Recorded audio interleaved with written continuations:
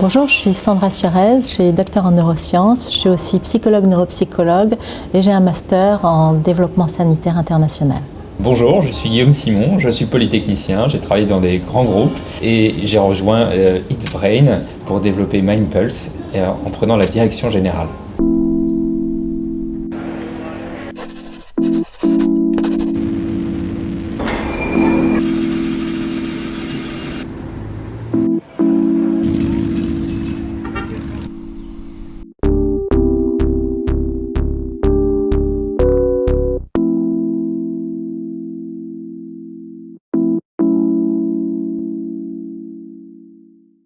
Bonjour Sandra, bonjour Guillaume.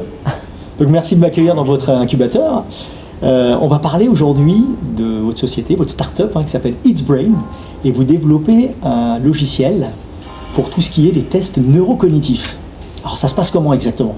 Alors avant plutôt de rentrer dans le détail, on peut voir pourquoi vous avez lancé ce logiciel et d'où vous venez finalement en termes d'expérience. Ce projet, il vient en fait des différentes idées qui ont pu émerger au cours de ma carrière scientifique. Et il y avait quelque chose qui m'interpellait, qui était le fait que au niveau du cerveau, ce qui est le meilleur reflet en fait de l'état neuropathologique du cerveau quand on le regarde post-mortem, c'est quelque chose de l'ordre de la vitesse de fonctionnement, ce qu'on appelle le ralentissement psychomoteur, qui est un indice finalement très fiable du reflet neuropathologique du cerveau.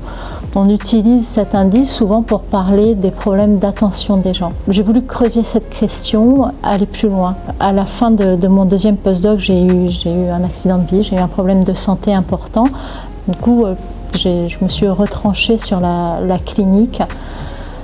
Et les outils que j'utilisais étaient très insatisfaisants pour moi, qui arrivais vraiment des domaines de recherche de pointe en neurosciences. Les outils de pratique de neuropsychologie me semblaient assez vieillots.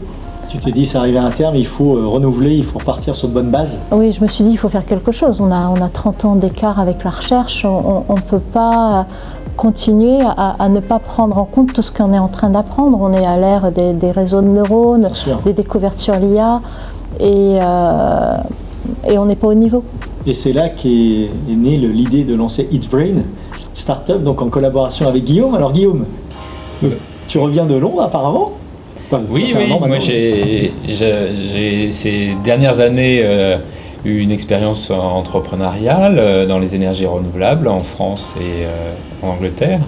Et donc en revenant en France, j'ai été séduit par le projet de Sandra et des deux autres chercheurs qui l'ont développé. D'abord parce que moi personnellement aussi, en tant qu'aidant familial, par mes connaissances, ça faisait vraiment du sens de pouvoir participer à quelque chose qui aide à caractériser, à diagnostiquer des maladies qui sont véritablement des choses qui empêchent les gens d'atteindre leur potentiel. Et puis deuxièmement, le potentiel du projet m'a paru vraiment superbe. Je crois que c'est une belle pépite, It's Brain. Et moi, ça m'intéresse de l'aider à prendre sa dimension, passer que ce produit, en fait, maintenant, ça un vrai produit de marché. Il puisse atteindre son marché, on puisse servir des cliniciens en leur fournissant des résultats et en développant ce produit sur la France et puis aussi vers l'international. Ce qui est intéressant, donc, c'est justement cette association du monde de la recherche, pure scientifique, chercheuse, et finalement quelqu'un qui vient du monde de l'entrepreneuriat, de l'entreprise, et cette association un peu de compétences qui va permettre de donner vie à ce produit. Alors justement, cette application, elle se matérialise comment exactement? C'est un logiciel, derrière il y a du traitement. Ça se passe comment, Sandra? Alors c'est un test sur ordinateur. On a besoin de prendre des mesures très fines de la réaction de l'individu au centième de seconde près. On va prendre tout ce qui se passe en fait, comment elle réagit à des stimuli, donc des images qui arrivent sur l'ordinateur, à quelle vitesse, est-ce qu'elle fait des erreurs, on va croiser énormément d'informations derrière. Et donc, la recherche qu'il y a derrière, c'est vraiment quelque chose qui est à l'interaction entre les neurosciences, la clinique neuropsychologique, et puis la physique et les mathématiques. Oui, parce que vous êtes un groupe de chercheurs vraiment qui travaillent sur des algorithmes, sur un peu l'analyse, comment avec toutes ces données on peut finalement... On est 3 chercheurs à la base sur ce projet. L'idée d'en faire une entreprise, elle n'est pas venue naturellement.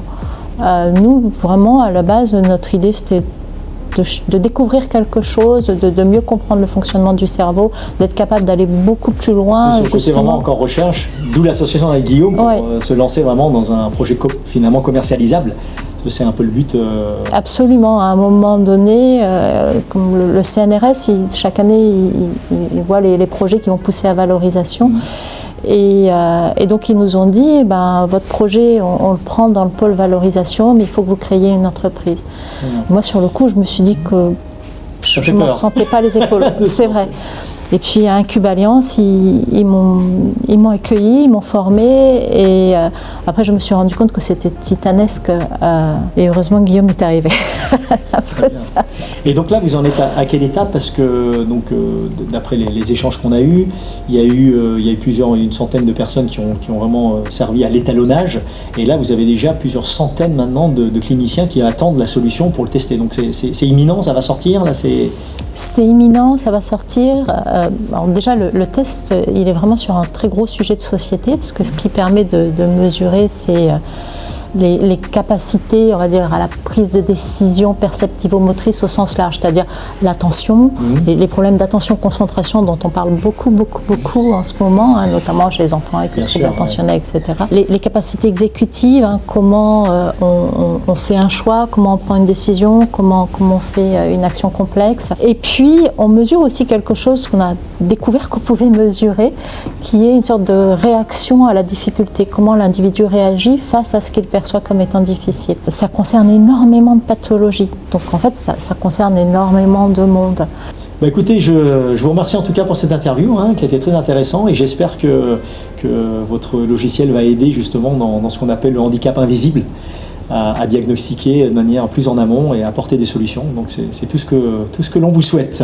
Merci beaucoup, et je vous retrouve pour ma part très prochainement pour une prochaine émission de Vous avez dit Startup.